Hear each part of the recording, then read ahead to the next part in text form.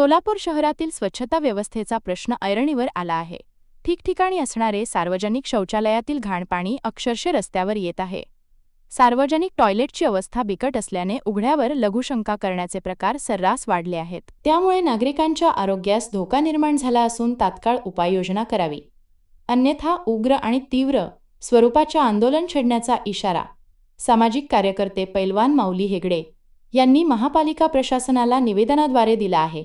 सोलापूर शहरातील ठिकठिकाणच्या सार्वजनिक शौचालयाची बिकट दुरावस्था झाली असून अनेक ठिकाणी टॉयलेटची दुरावस्था झाली आहे। टॉयलेट म्हणजे असून अडचण आणि नसून खोळंबा अशी स्थिती झाली आहे। टॉयलेटच्या बाजूलाच उघड्यावर मोठ्या प्रमाणात पुरुषवर्ग लघुशंका करताना आढळून येत आहे। त्यामुळे असे टॉयलेट्स काढून त्या ठिकाणी सार्वजनिक शौचालय मुतारे बनवण्यात याव्यात।